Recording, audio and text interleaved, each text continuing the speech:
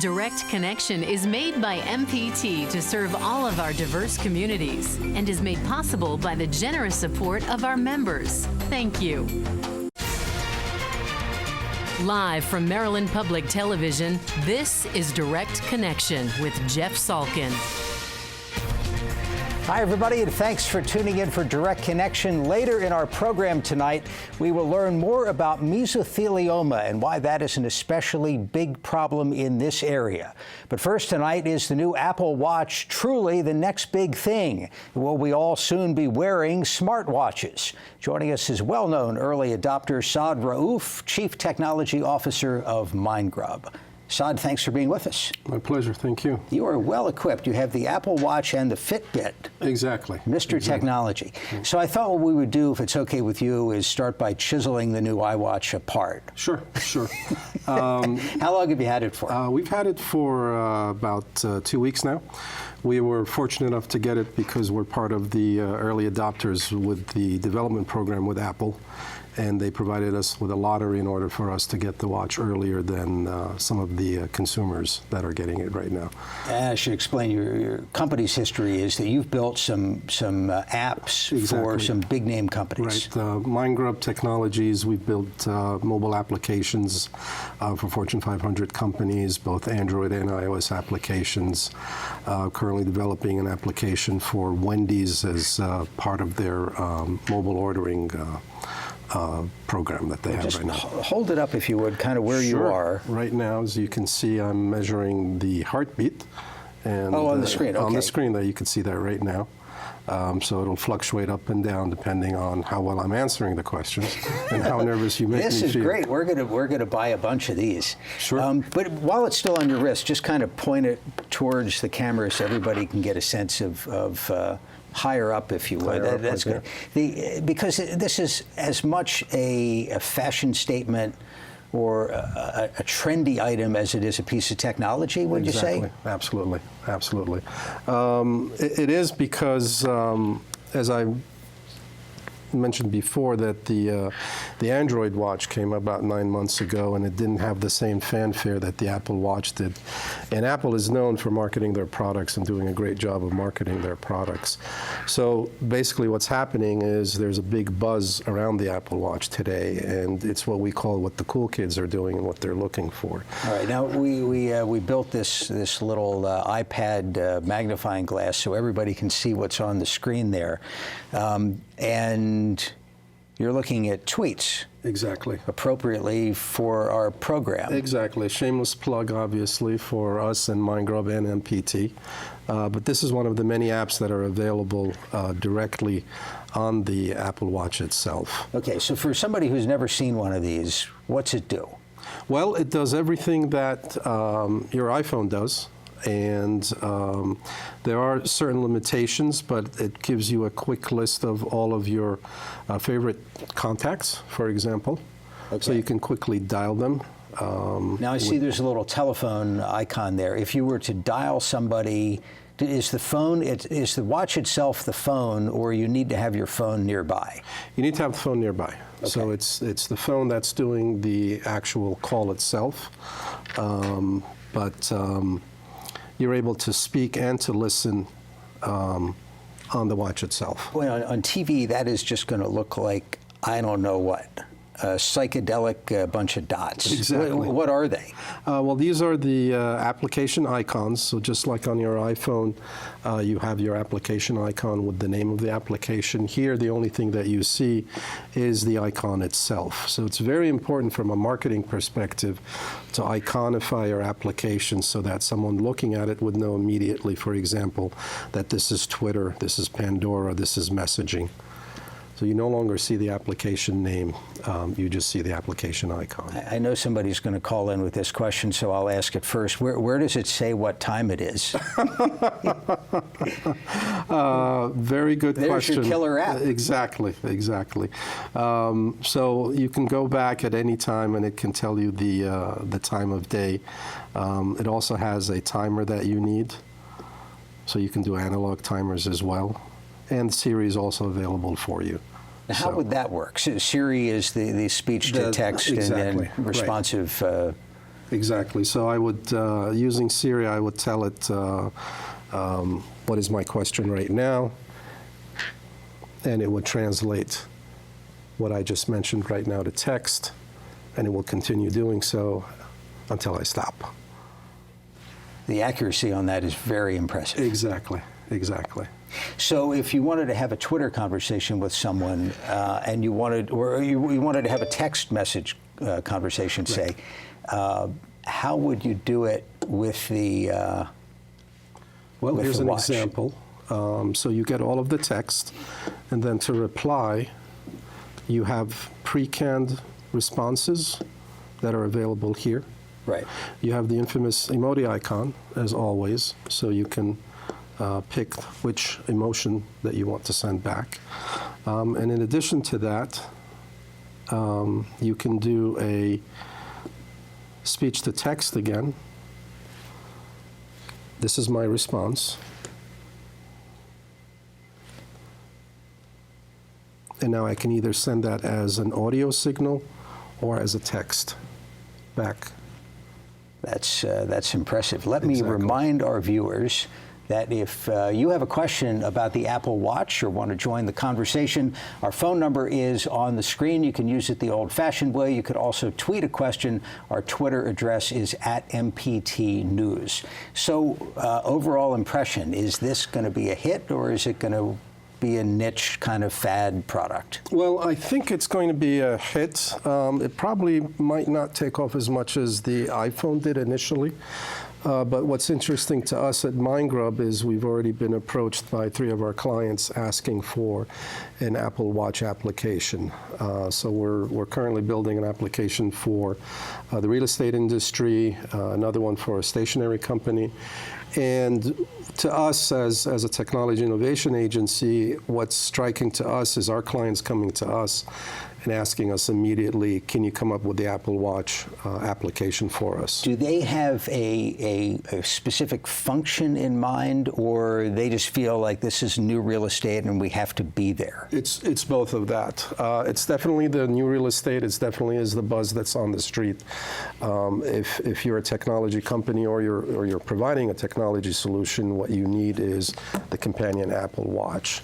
Now, in more cases than not, what it's doing for you is it's allowing the watch to receive notifications from your app that's installed on your iPhone. So it's a quick way to find out what is going on with the application itself and to receive notifications. Any negatives so far from a hardware standpoint? You hear complaints about it's a little hard to see it in the sunlight. The battery life, obviously, there's an awfully small battery in there. Right.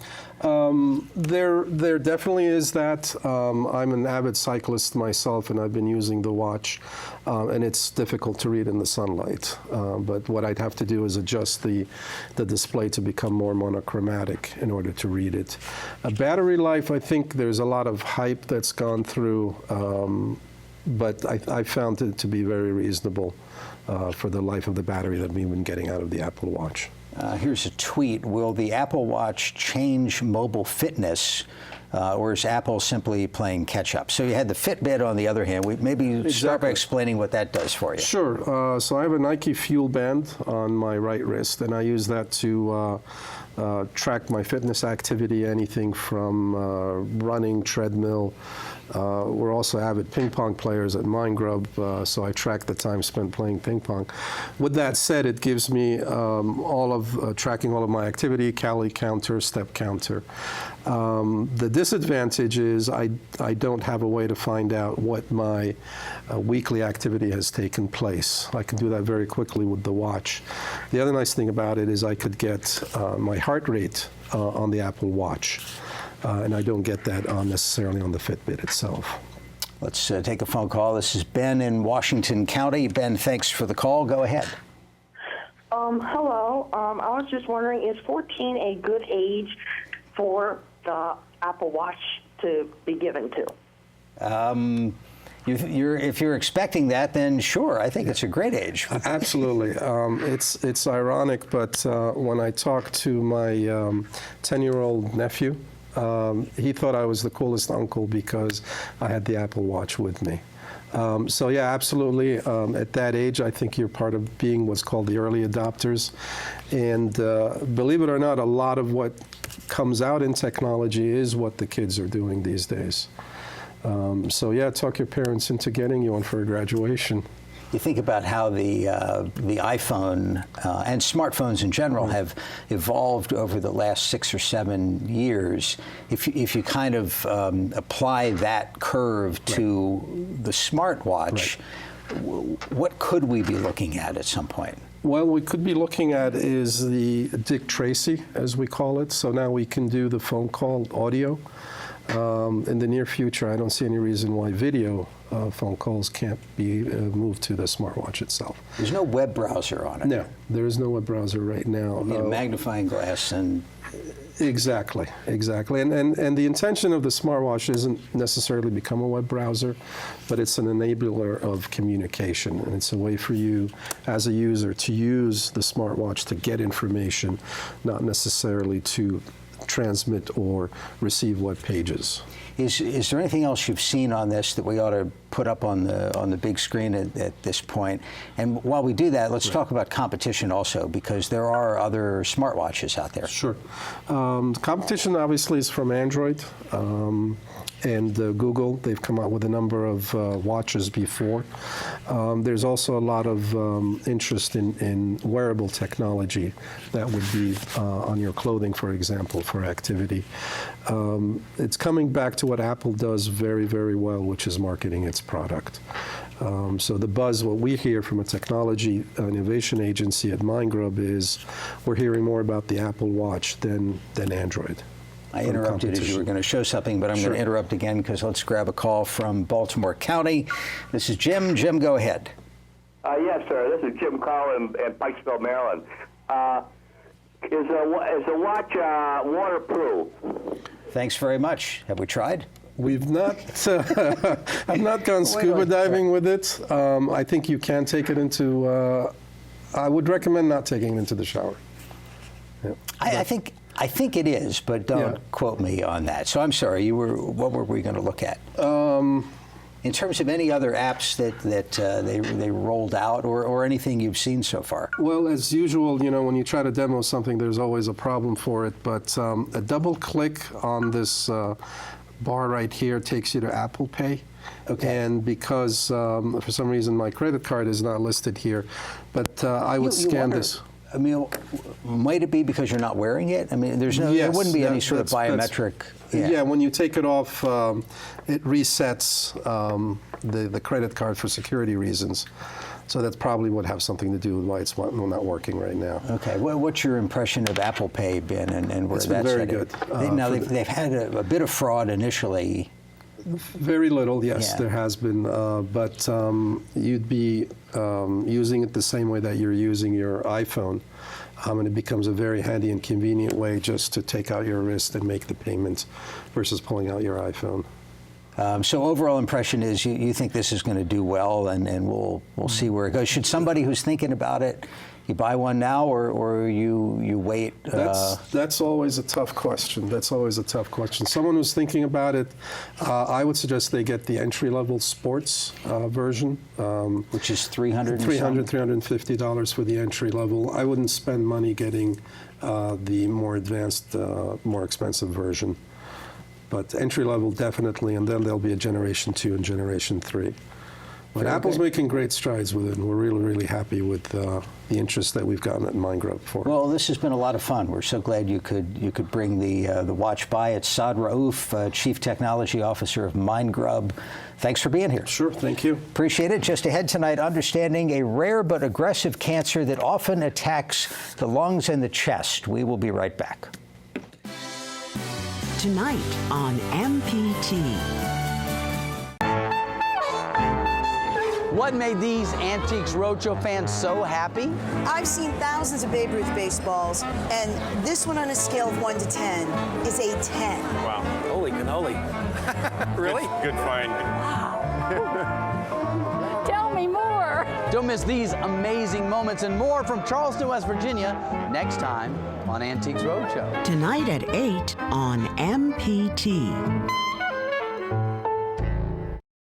Next time on Father Brown. If you want to spend some time with a real man, come see me at the barn. A local bully is killed and suspicion falls on a doctor. I didn't kill him. They admit you have designs on your wife. An incriminating letter leads to his arrest. Alfred Tatton was killed by Dr. Crawford. You're a murderer! But Father Brown thinks the letter holds the key to his innocence. I want you to try every typewriter in Campbellford. Father Brown. Tonight at 10 on MPT. On Masterpiece. What a great day. Peace at last. And as the nation celebrates, Selfridges will too. Mr. Gordon. I want to take a step back from us. I wasn't expecting this either, but it doesn't make it wrong. You haven't been running this place. Too busy swanning around with Violette Selfridge. Don't. When are we to discuss this, Mr. Grove? Ernest deserves better than this. Mr. Selfridge on Masterpiece. Tonight at 8 on MPT2. Next time on Chesapeake Collectibles. This is the epitome of Victorian bronze work. It was the only time he went to a banquet that he didn't eat because he was going around gathering up signatures. This is really what has made all of this exciting. I'm a little concerned what else you may have in your attic. I'm Rhea Fiken. Join me next time for Chesapeake Collectibles. Thursday night at 8 on MPT.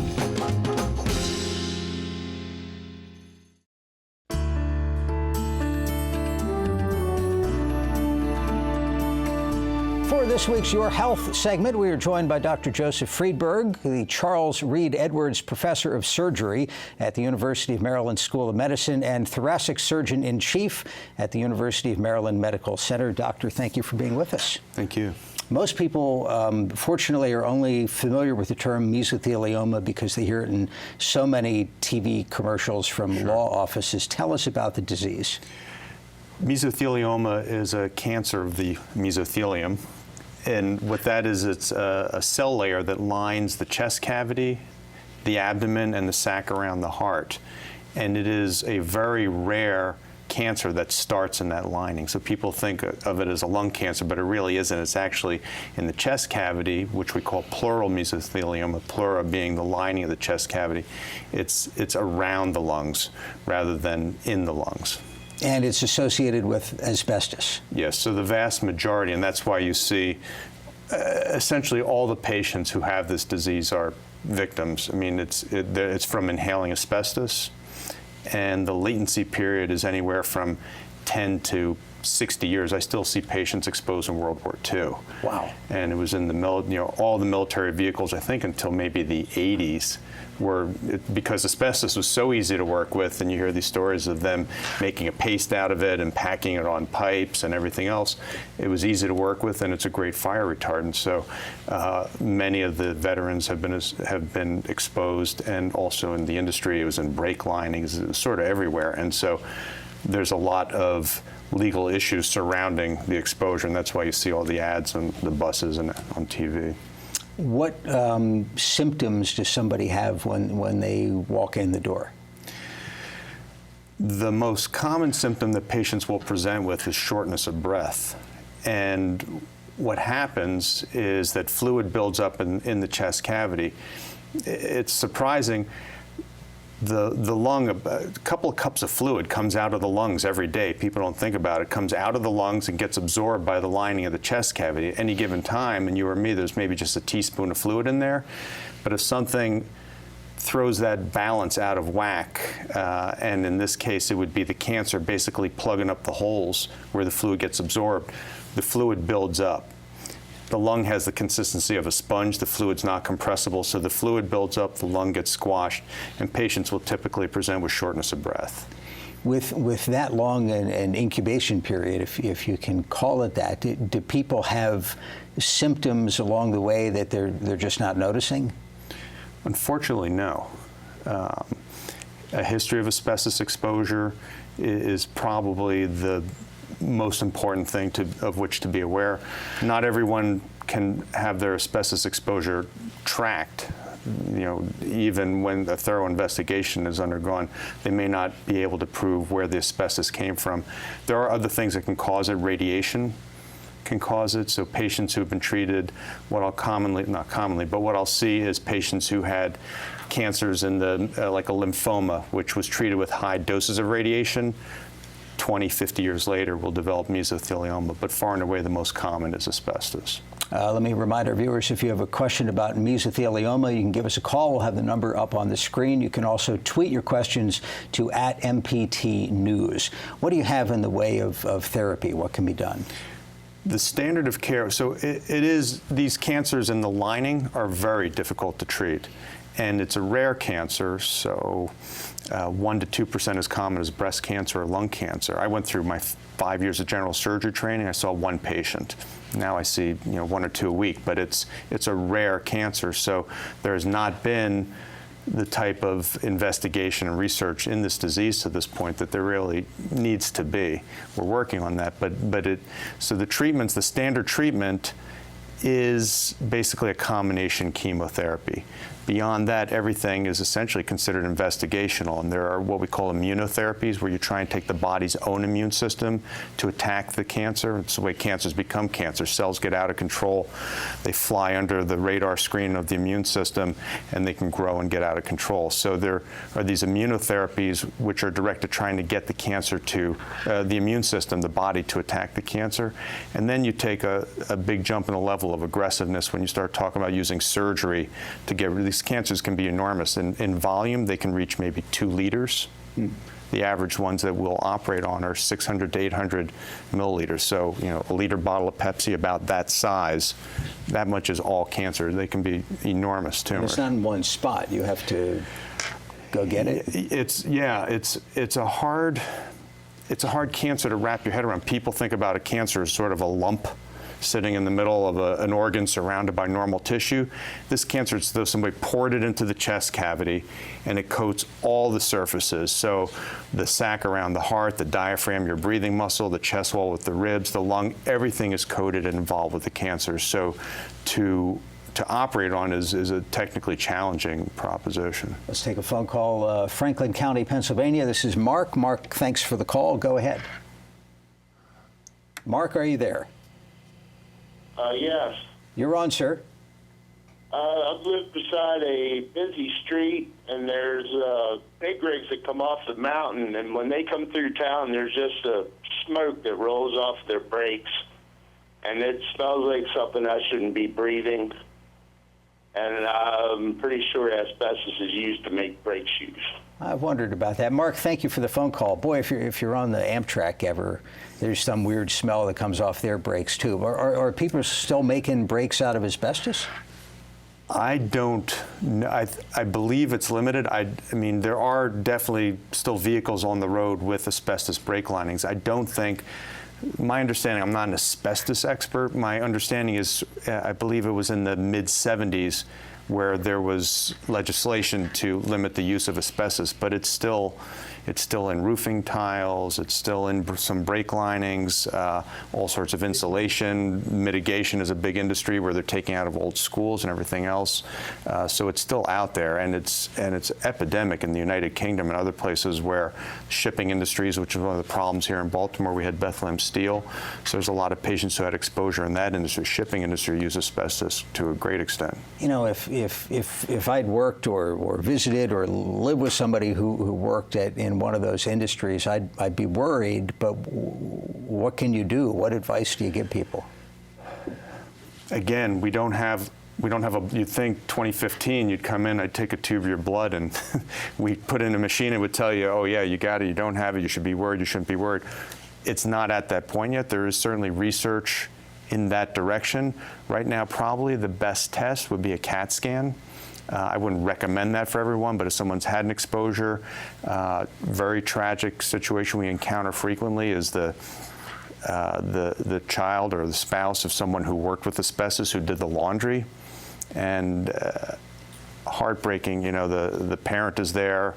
Only 10% of asbestos workers get mesothelioma, so just because you've been exposed, it's still unlikely you're going to get the cancer, but the children will get it from washing dad's clothes. It's just terrible. I just have a few seconds, but did want to point out you have a new mesothelioma and thoracic oncology center at the University of Maryland Medical Center. Doctor, we're out of time, but I do thank you for being with us. Thank you. Thank you. And join us Thursday at this time for Your Money and Business. We'll find out what needs to happen for women to close the wage gap. That's Thursday on MPT. Have a good night.